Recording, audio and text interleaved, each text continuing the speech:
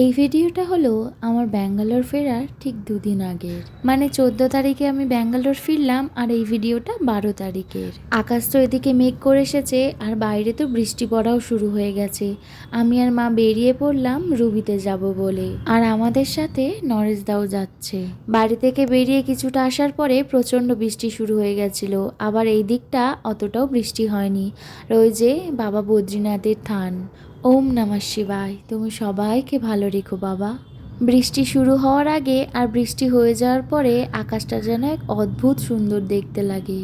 যেহেতু পরশুদিন আমি ব্যাঙ্গালোর ফিরছি, তাই ভাবলাম তার আগে একবার ডক্টরের কাছ থেকে ঘুরেই আসি। কাল রাতেই তো অনলাইনে বুক করা হয়েছিল, তো টাইম দিয়েছিল আজকে সকালে, কিন্তু সকালে ম্যাডামের এমার্জেন্সি হয়ে যাওয়াতে সকালে আর হয়নি, তাই সন্ধ্যাবেলায় আবার টাইম দিয়েছে। রাখি তো আর কয়েকদিন পরে, আর আমি তো তার আগেই ফিরে যাচ্ছি। দাদাদের হাতে রাখি বাঁধতে পারবো না, এটা কি করে হয়? তাই ভাবলাম যে রাখি পূর্ণিমা হওয়ার আগে আর আমি ফেরার আগে দাদাদের হাতে রাখি বেঁধে যাই। দাদা শুনে বলল যে দিদিদেরও সবাইকে ডাক, সবাই মিলে একসাথে সেলিব্রেট করা হোক। হাতে তো আর একদম সময় নেই, কিন্তু যাই হোক একদিন সবাই মিলে মজা করতে পারবো ফেরার আগে। তাই সবাইকে ফোন করা হয়েছিল, সবাই মোটামুটি বলেছে যাব। আর তাবুদি তো আজকের আমাদের সাথেই বাড়ি ফিরবে। আমরা এখন রুবিতে চলে এসেছি, আর ফেরার সময় দিদিদেরকেও নিয়ে নেব। আর রুবির এই ভেতরের করিডোরগুলো তো আমার খুব সুন্দর লাগে, কত গাছপালা দিয়ে সাজানো রয়েছে। আর এই যে এখন বসে রয়েছি, আর সমস্ত ফর্মালিটিসও কমপ্লিট হয়ে গেছে।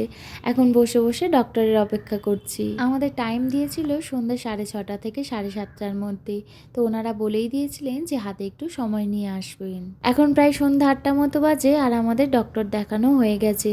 এই যে রুবির ভেতরের মন্দিরটা খুব সুন্দর, এতবার এসছি এই প্রথমবার মন্দিরটা দর্শন করলাম। ম্যাডাম আসতে একটু লেট করাই দেরি হয়ে গেছে, না হলে আরো আগেই হয়ে যেত। ফেরার পথে নোনও আমাদের সাথে উঠেছে, আর গড়িয়া থেকে তো আমরা কত পকোড়া খেয়েছি আর সোনুদের জন্য নিয়েছি। ওই যে ছাতা মাথায় দিয়ে সোনু আর দিদি আসছে। পকোড়া তো আগেই খেয়েছি, কিন্তু নতুন চিকেন চিজ বলটা খেলাম, ওটাও খেতে খুব ভালো।